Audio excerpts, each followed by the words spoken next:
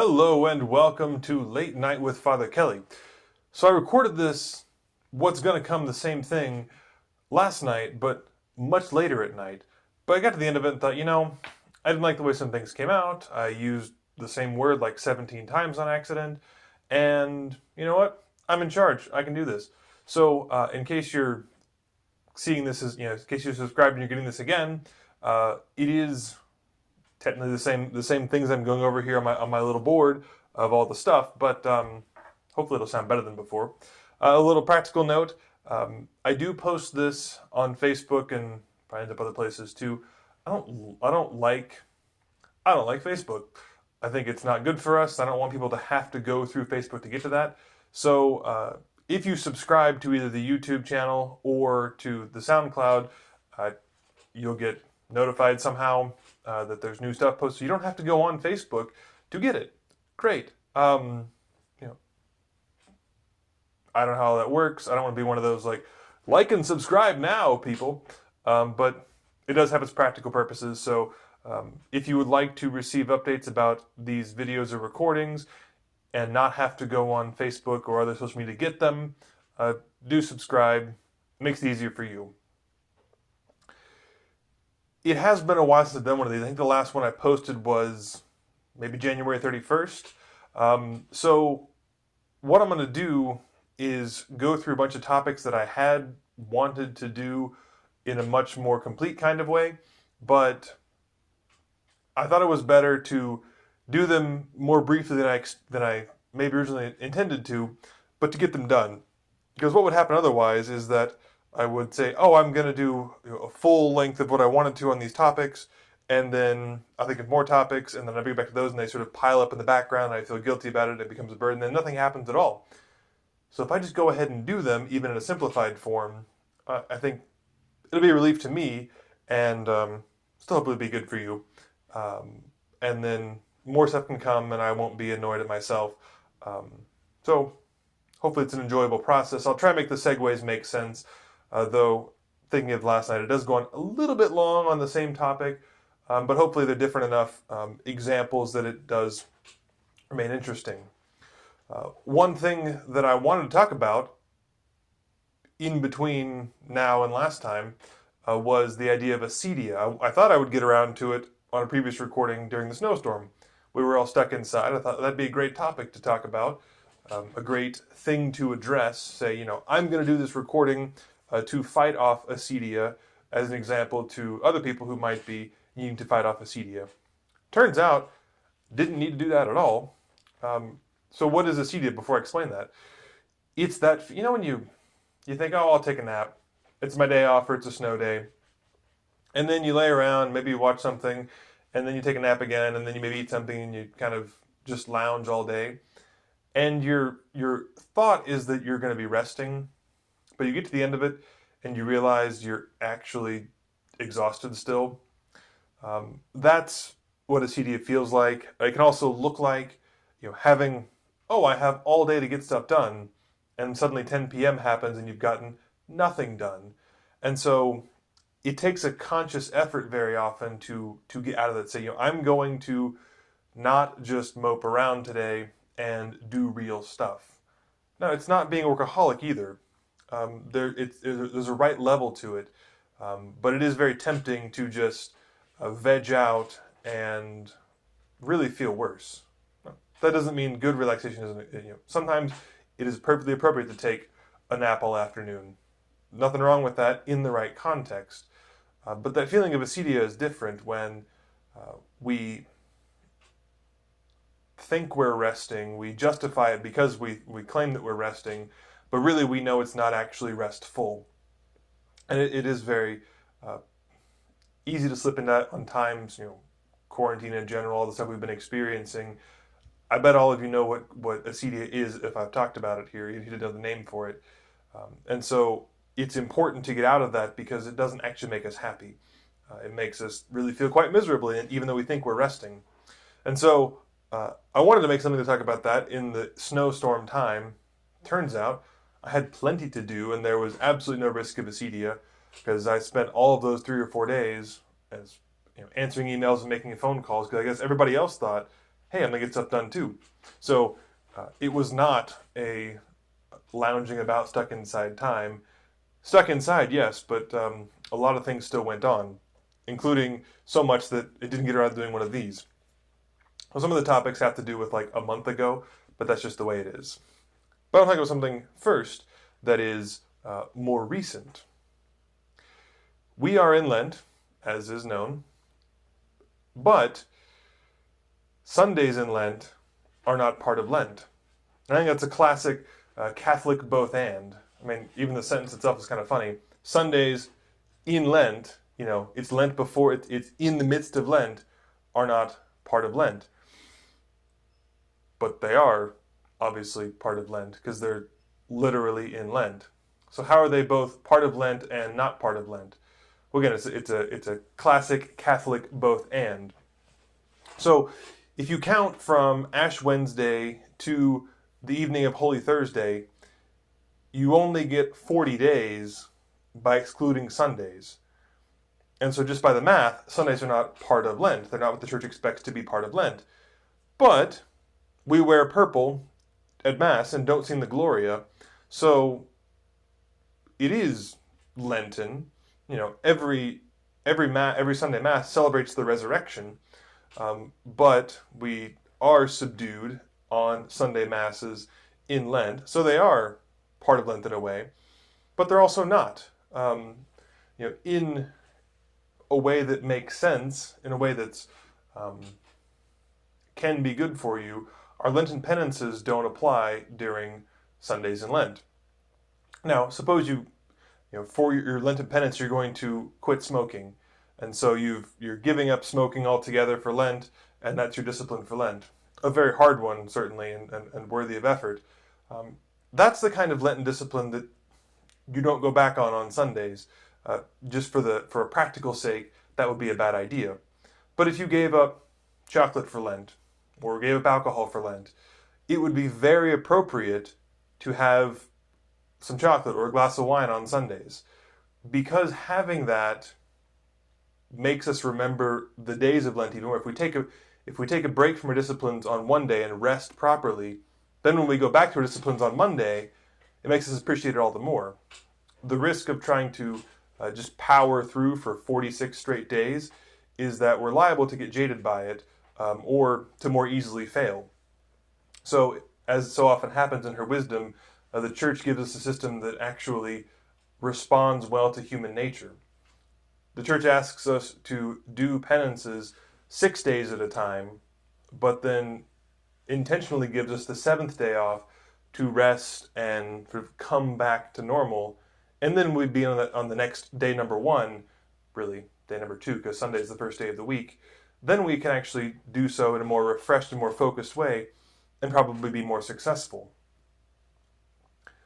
Thinking about this, though, made me think of a sort of an interesting thing with our Lenten disciplines compared to days that are not part of Lent, thinking of Sundays specifically. So there's sort of two ideas. You have fasting and feasting. So fasting, think of it more generally as a penance, a suffering, a difficult thing we do, versus feasting is pleasure in good food, for example, and rejoicing and enjoying good things. What's interesting, what I thought of, is that both of these two things can either be a worldly thing or a godly thing in a positive and negative way. Hear me out. So, feasting, in a negative sense, it's worldliness. It is an inappropriate focus, especially on a Friday in Lent. To be feasting is a bad thing to do because it draws us away from God towards worldly pleasures, and it removes our mind and our heart from the discipline, from approaching God. However, on a Sunday, when we are taking a break from penances, a feast can be a divine thing. Remember that so often in Scripture, feasting, or rather, the kingdom of heaven is described as a feast. So there's so often the wedding feast, the wedding banquet, the feast, parties in heaven. Remember, the prodigal son comes back and they throw a feast at the father's house. So feasting can be a divine thing too. A wonderful meal with friends can be a very holy experience, can be a very heavenly type of experience. So feasting can be worldliness, even sin. It can be overindulgence, or it can be a heavenly thing. Fasting likewise has that. Fasting, sort of in a sense of, more general sense of just suffering, could be a thing that takes us away from God. It could be, if we are suffering and don't do anything good with it, if it's just suffering that has no purpose, that can just drag us down and make us miserable, and doesn't do a spiritual good. Or fasting, i.e., just the general sense of penance, can take us away from worldly things and focus us towards God. So, let's just make the distinction between the days of the week again. On Sunday, no, let me do it the way around. On Lenten days, the fasting brings us closer to God, and feasting would take us away from God. But on a Sunday, it flips. Fasting, i.e., doing too much work or suffering or pain, could take us away from God, whereas feasting, like a good meal with family on Sunday afternoon, could in fact bring us closer to Him. So one of those interesting things where when we approach it with the eyes of the church, it's kind of a both and. It appears in two different ways from two different angles, yet it's all one thing. The most plain example, the reason it's like that is because Jesus is like that. He is true God and true man. He is both at the same time, 100 each. So feasting and fasting are both good and true in their right ways at the same time, just like Jesus is true God and true man at the same time, though He's only one person. Speaking of that relationship between the earthly and the divine, a while ago now, we had the Feast of St. Blaise. See, I've been saving these things up for a while. We had the Feast of St. Blaise. And we know the Feast of St. Blaise is where we have the crossed candles, and there's a blessing for health of the throat, and what is it? The intercession of St. Blaise, may you be delivered from every ailment of the throat and other physical harm, something like that. We bless the throats, but really the whole body as well. And it's a popular day because everyone likes free stuff. Even if it's just a free blessing with candles, it's something special, it's a unique thing. We like that, it kind of stands out. But one thing that's important to keep in mind on days like that is to ask ourselves, are we attracted by the novelty of it or the real spiritual meaning of it? And, okay, looking at that meaning then, is it the physical healing that's more important or the spiritual healing that's more important? Obviously, I'm going to say the spiritual healing is more important. A way to think about it is that, if your throat is healed on the Feast of St. Blaise by his intercession, but then you use that healed throat to gossip and curse other people, well, that's actually not any good. You would have been better off morally if you weren't healed and weren't able to speak. So that shows that, again, for other obvious reasons too, the spiritual healing is the more important part. If you are spiritually healed in and of your throat, you might say, so that then you are more inclined to speak blessings and be kind to one another. We'll get on to kindness later. But if you're more inclined to speak charitably and words of love and mercy with your now healed voice, that's a lot more important than just being physically healed. And so, like the sacrament of anointing of the sick, we hope the person is physically healed from anointing of the sick. That's part of the prayers. But the more important thing is that they're spiritually healed. It happens modestly often that Father goes to anoint somebody and maybe they do die from their ailments, but it's always relief to the family and to be able to share at the homily, well, this sacrament, though it did not physically heal them, it sometimes does, but in this case maybe it didn't, but it spiritually healed them and prepared them for death in a very important way. And that's a more important thing than physical healing. And so that question for St. Blaise and for lots of things of the church, are we in it? Are we doing it for the right reasons? Same thing with Ash Wednesday, honestly. Are we receiving ashes for the right reason? Is it because it's a fun, outward symbol that we're getting? It's kind of a novelty, or is it for the spiritual reality that we hope that it brings about? Sidebar on Ash Wednesday. I hope we don't go back to crosses on the forehead. Out here in Weatherford, we didn't have such bad weather we couldn't do Ash Wednesday services at all. But having done it with just sprinkling ashes on top of the head, it was such a relief because without crosses on the forehead, you totally avoid all of that drama about, well, what's it there for? Am I showing off that I have ashes on my forehead today? Is it an act of penance for me, or is it pride that people see me? Oh, look how holy I am. With ashes on top of the head, I think it makes all the difference. There's no case for that discussion. You receive ashes, and they're much less seen, and you go about your day. You know you received ashes. You know that you have made a gesture of humility, but you don't have to answer questions about it. You don't get to talk about it, and honestly, I think it fulfills a lot better what we have in the gospel that day about going to your inner room. Now, and in the rite, all it says is that the minister places ashes on the head of the person. It does not specify the cross. It doesn't specify on top of the head. It just says ashes are placed on their head. And the church leaves it open as to what that exactly looks like. So I think it was very refreshing. I didn't know that, I hadn't realized it didn't say specifically make a cross on their forehead. And so that was an interesting experience and a kind of a realization that we can do Ash Wednesday without, I remember every year on Facebook there's all that drama about what the cross means and memes about it and whatever. On top of the head takes that all out. And I think it was very refreshing that it then had, the only option left was that it was really about the penance of, like the first reading from when Jonah goes to Nineveh, about being in sackcloth and ashes as a sign of penance. Really refreshing.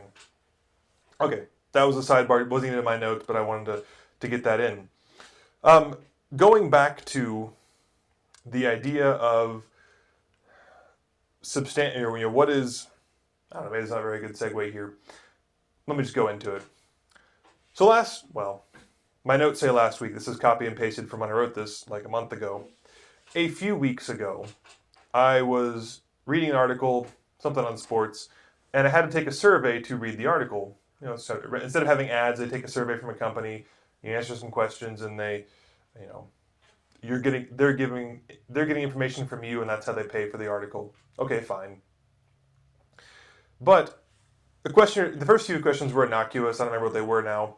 But then the third question in this little survey was, how can brands help you navigate the pandemic? I thought, well, that's an interesting question. And it had a series of answers, providing information. I don't remember what they all were now. And then I clicked to the next question, and I realized it was a survey sponsored by Pfizer, i.e. the pharmaceutical company. So here's a company whose business model directly profits by them addressing the pandemic.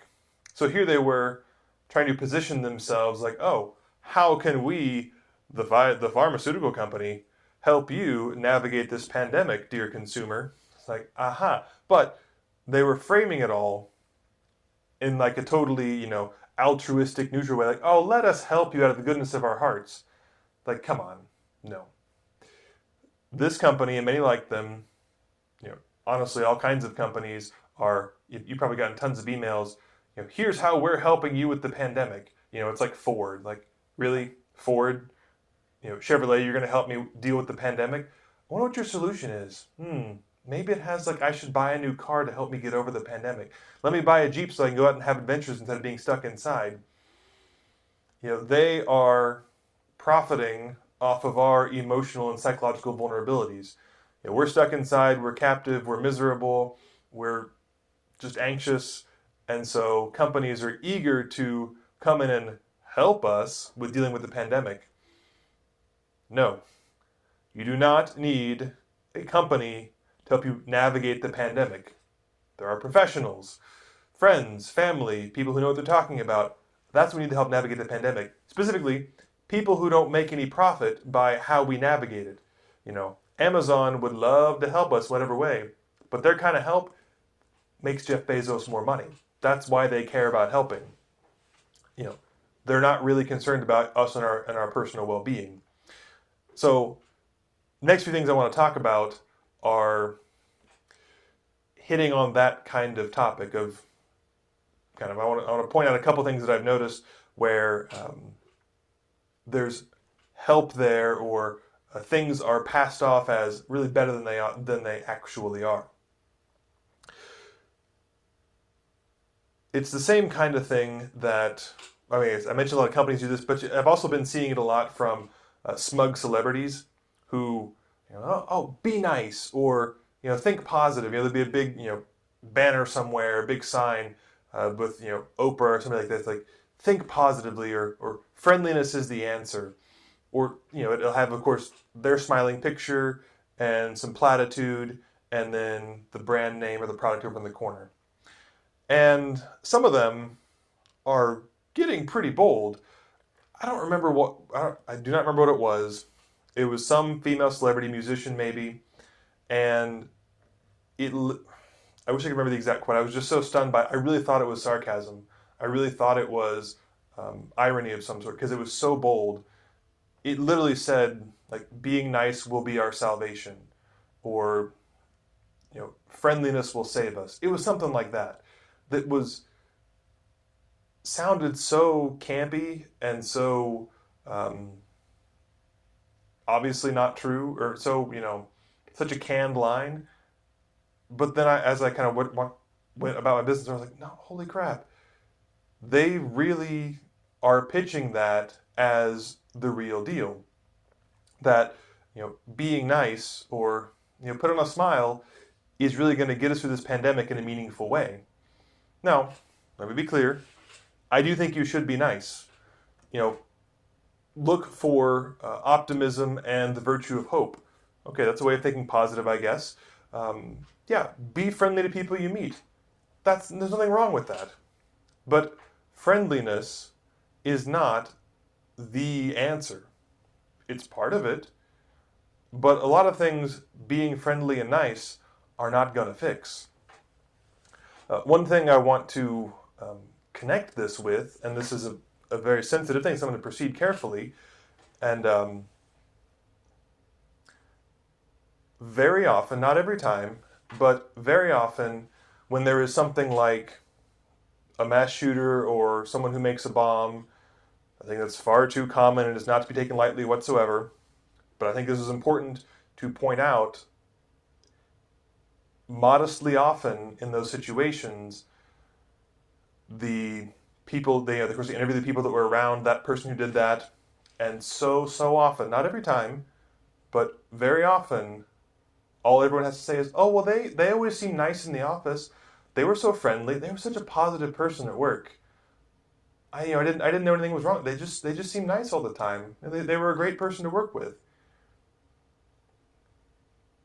If niceness and positivity and friendliness were really, had saving power to them, if they were enough, then those kinds of things wouldn't happen.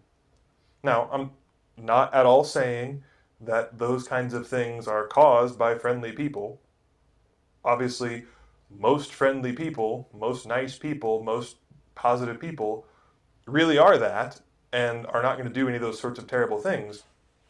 But I think it should make the point. I bring those tragic things up to make the point that niceness and friendliness and positivity and those kinds of feel-good outward signs are not really capable of creating positive, meaningful, long-lasting change.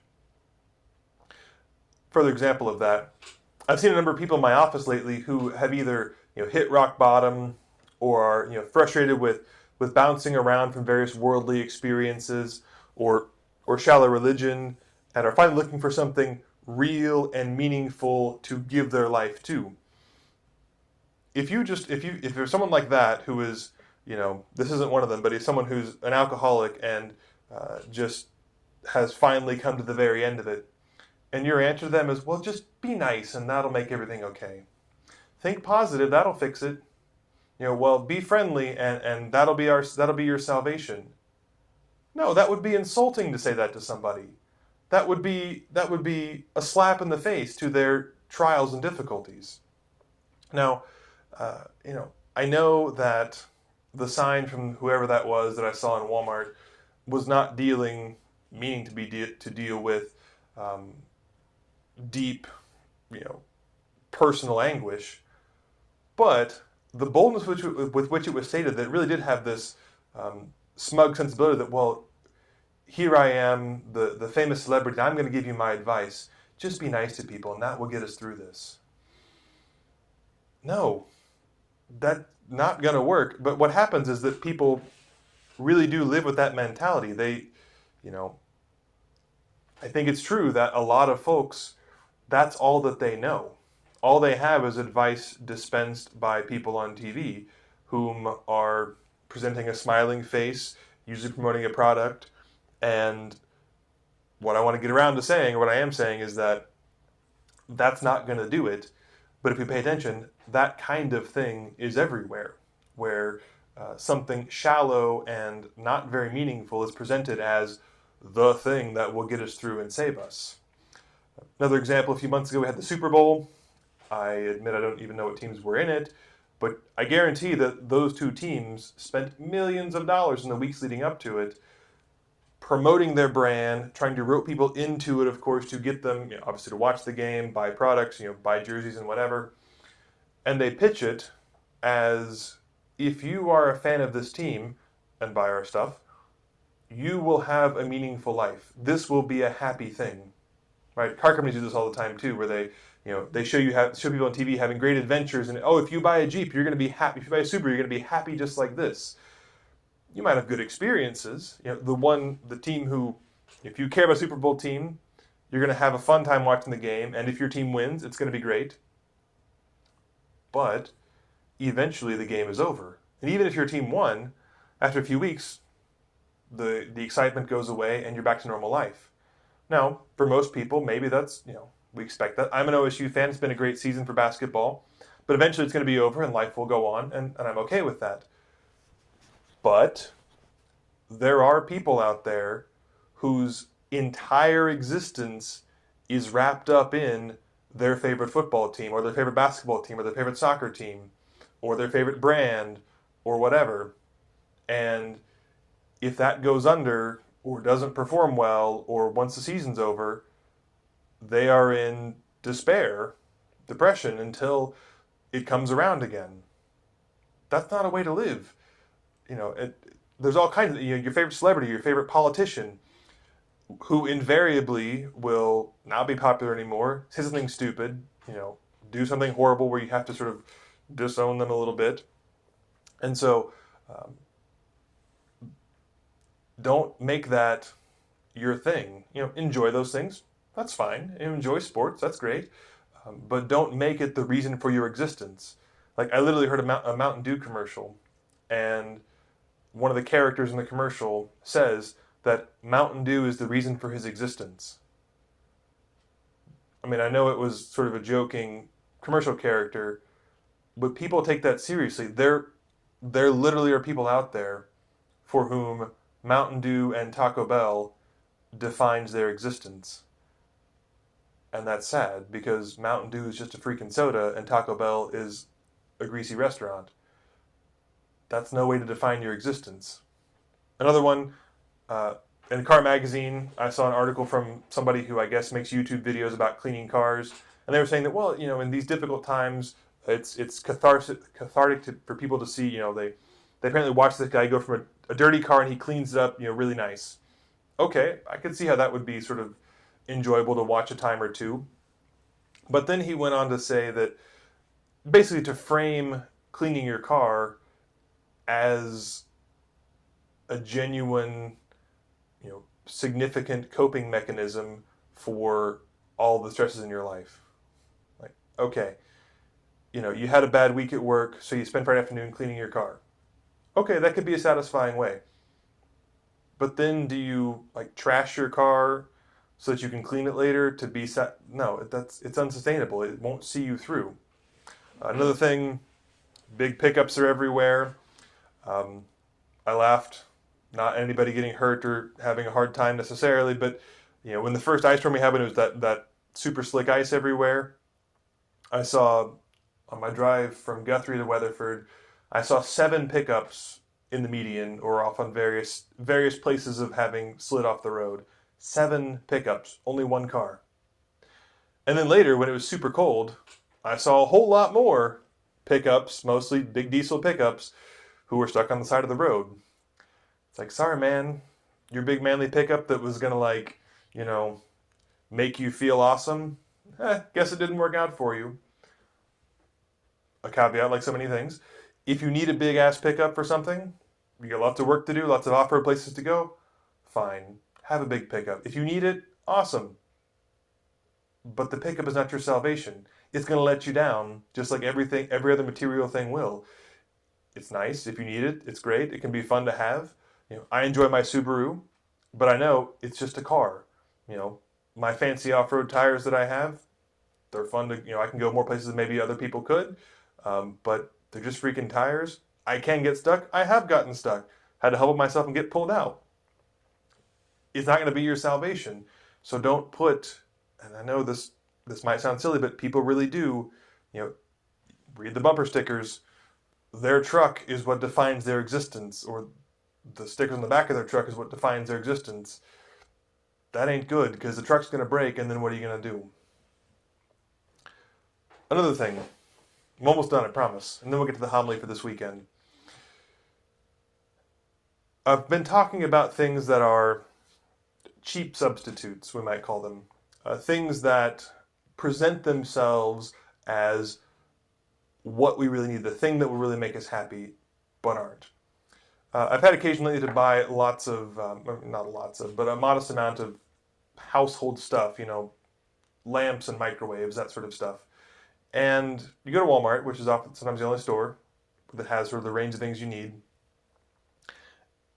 And anymore, all they have is, especially things like lamps, is really one price point, and it's pretty low, which that's kind of the point of Walmart.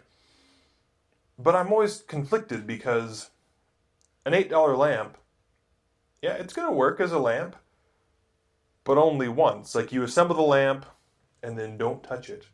Yeah, I remember being in college and the lamp I bought, it could survive. You'd unpack your room and bring it home every summer, so they could use your dorm room for other stuff. And after about the second or third repacking or reassembly, the lamp didn't go back together so much anymore. These lamps now, way cheaper than that. That was 15 years ago, and this lamp is a fourth the price of what a lamp was back then, and about a fourth the quality. It can be assembled once, but then not again. But I was on the fence about buying this cheap stuff and other things like it, because sometimes you just need a lamp. And if you just need a simple lamp to stand in the corner and never be touched again, an $8 lamp is fine. But if you need to do more than just that, don't buy that $8 lamp. It's not going to see you through. The segue here is the $8 lamp is like being nice or thinking positive or promoting friendliness. It might be just the thing you need for a short term. If you're having just a bad day and someone's friendly to you, okay, that might help make your day. That's a fine thing. Nothing wrong with that. But just like the $8 lamp is not the long-term solution, buying the absolute cheapest car you can is probably not a good idea. It'll work for a little bit, but it's going to let you down. Just being nice and having friendliness might be okay here and there, as a little moment, sure. If someone's friendly to you, a random stranger or a friend you haven't seen sends you, hey, how's it going? Or happy birthday kind of text, fine. Nothing wrong with that. As long as we know that it's not what the real thing is. It's not the substantial thing that will really see us through. So what I'm getting at in all of this, if you haven't been bored to death already, is the importance of, what I've been getting at is pointing out all of the things that I've noticed, and there's, of course, a whole lot more. We're surrounded by emotionally cheap junk that tries to pass itself off for more significant than it really is.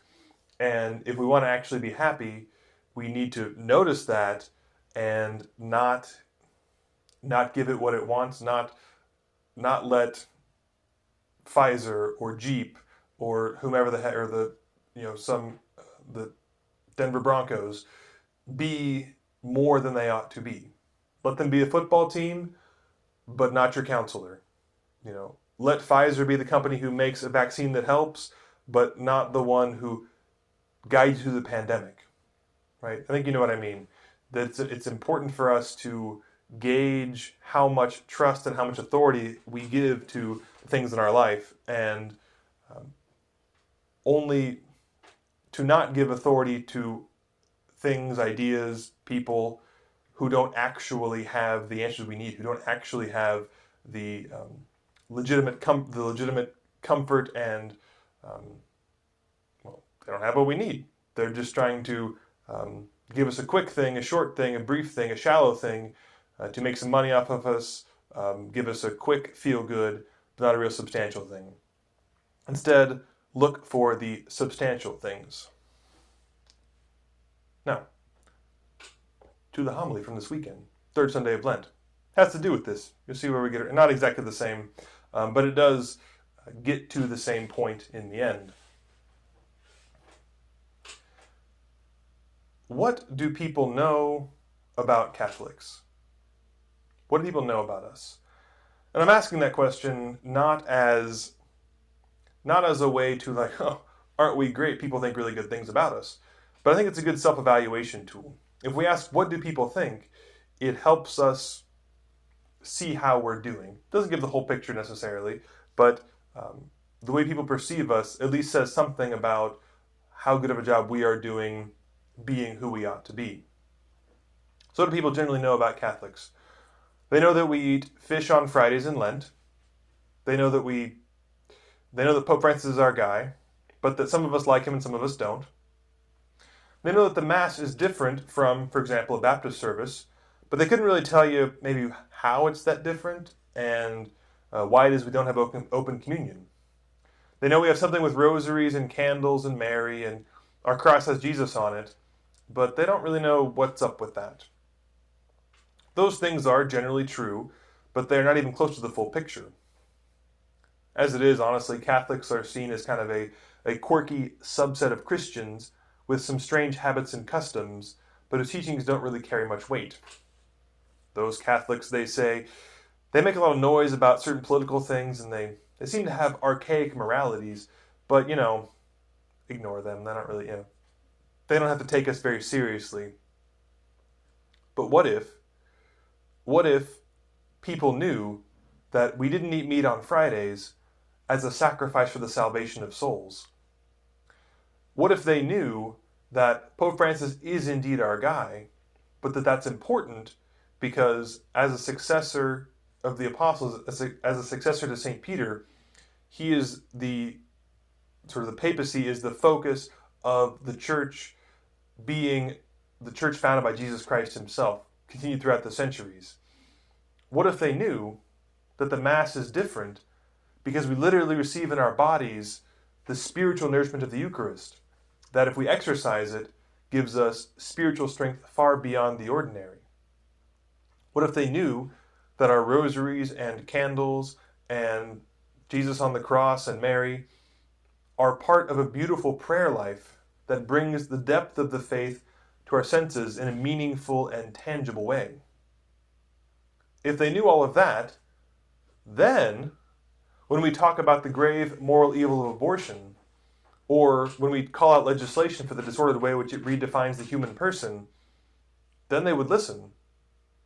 If they knew all of that, then when we oppose the death penalty, they might take what we say seriously. If they knew all of those things, then when we have processions with the Eucharist or the statues of saints, they might get down on their knees and show respect to the presence of God and His grace which created the universe. But as it is, few understand what being Catholic is really about, and while we think it's important, few outside the church care, and honestly many inside the church are unconcerned as well. This is because, I think, we need to do a better job at getting our own house in order. In the first reading, Moses recalls the events of the Exodus and then reminds the people of the Ten Commandments. He tells them this to make the connection that just as they were freed from literal slavery to the Egyptians, following God's commandments frees them and us from slavery to sin. God wants us to be free as the Hebrews were freed from the Egyptians. He set them apart as a special people that live by a special way of life. He wants us still to be his special people living a separate, special way of life. Sadly, though, we as Catholics and Christians do not behave in a way set apart as people special to the Lord. As far as I can tell, as far as can be seen, Catholics have their idols like everybody else. They inordinately worship TV shows or celebrities as much as anybody else. As far as I can tell, Catholics skip church and work instead on Sundays as much as anybody else. We use profanity and take the Lord's name in vain as much as anybody else. We disrespect our elders by dumping them in nursing homes and forgetting about them as much as anybody else. As far as anyone notices, Catholics are covetous of material goods as much as anybody else is, and commit sexual sins as much as anybody else. And many more things can be said.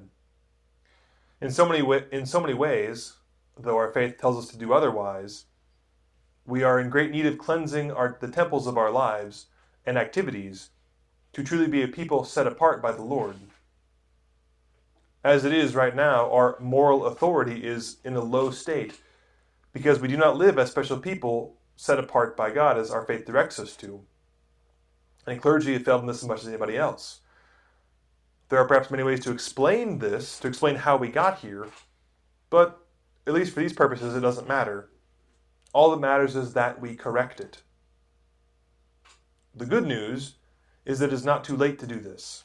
It is never too late. God is justice, but he is also love and mercy.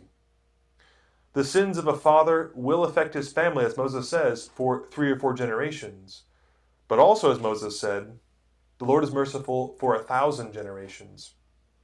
Even though it is our sins that put Christ on the cross, as St. Paul says, we preach him crucified, knowing that it is only through his cross that we are saved. Even though we have so often thought that we are clever and can talk our way out of believing that we are sinners, we think it makes us wise, but it makes us fools. God is infinitely wiser. Our house is out of order, and it shows. We are not heeded by the world. Not that people ought to be impressed by us, so we can be proud of ourselves. No, rather, it is important that they come to understand and be saved, because this is the truth of the gospel that we are presenting. But even more importantly, we ourselves are missing out on the many great graces, mercies, and happiness that God wishes to pour out upon us abundantly. If we work on receiving God's grace first, then it will overflow from us to others. Thinking of the gospel today, it was the cleansing of the temple. I know we are not literally conducting worldly business in the back of church, at least not in my church. As far as I can tell, none of you here are primarily coming to talk cattle prices, before you go down to your pews. But the gospel still applies to us. The doves and tables and money changers are the sins and worldliness that we harbor in our hearts instead of purifying ourselves as a people set apart. This time of Lent is a prime time to return to the Lord and to get our house in order, to have a relationship with God and to offer charity as we ought. If we want to do more than just complain about the bad things going on in the world, we need to start by getting our own house in order. Once the grace and right living of God is happening here, in our own parishes, communities, and families, then and only then will the world also begin to turn toward the good things of God. And we can spend all day saying, well, this and this happened out there, and how dare they, and that's the wrong, and blah, blah, blah. Most of the time, Christians are dismissed when we do that, because it's easy to see that we don't even follow by our own expectations. We point out, especially, in general, we point out, well, this moral failing, and they said that, and they're permissive of this, but then it's pretty easy for the world to point back and say, yeah, but you Christians, you do this like everybody else, you do this like everybody else. So why should we heed when you critique us for this? Because you kind of do the same thing, right? So if we want to, and if really it is appropriate for us, as God has called us to lead all peoples to goodness, truth, and beauty. But if we're going to do that, we have to set the example first. We have to, otherwise we're a hypocrite about it. And so it's important for us to cleanse our own temple first to make sure we are right with the Lord. And then honestly, what will happen is it'll sort of take care of itself at that point. If our own house is in order, then we don't have to rabble-rouse about what should be done and what, drag people in. If our own house is properly in order, if we're not, to go to the topics before the homily, if we are not substituting cheap things where solid things should be, then we won't really have that problem. If we have the right substantial thing, holiness, truth, and virtue, real meaningful relationships and ideologies where they ought to be, then everything else will take care of itself. People will come because they will see what is the truth. They will see that we have a substantial thing happening. We have the truth happening. Truth is always attractive. We don't have to make it special or flashy or whatever. If we do it right in our own houses, in our own homes, families, communities, parishes, then the grace of God that comes from that will overflow from us to everywhere else. And the mission of the gospel will, in a sense, take care of itself, and the world will be built up in a better way. So thank you for listening to that. It turns out I went almost 12 minutes longer than last night when I recorded it, so hopefully that's a good thing. I recorded this one, last night and then this one to do it better, because of motivation from people who asked me about it. The reality is there's a million things going on with all the ministries that I'm involved in, and so it's very easy for stuff like this to slip aside. I do enjoy doing it a lot, and it's good for me to have to do this. Helps me get my thoughts in order, and I feel, even though it's a work to do it, I feel relieved afterwards. So I appreciate those who are like, hey, Father, it's been a while since the last one. How about another one? I'd love to do it way more often than I do. So please do not hesitate to kind of poke me on this. It's good for me. People come to my office all the time, and we're classes, baptism prep, whatever. And I say, if I don't get back to you in a week, please call me again. I won't be mad, because the reality is there's so much going on. It's so easy to forget. So if you like this, like I said at the beginning, do subscribe. That way you can get to it without having to go through other social media. But also, if I fail to do this again anytime soon, please give me a little poke and say, hey, Father, it's about time again. Get on with it. And I won't be mad. I'll appreciate that, because I want to do it too. But that's the reality. So God bless you all. Pray for me. Call in the intercession of the saints. They're pretty awesome. See you later. Bye.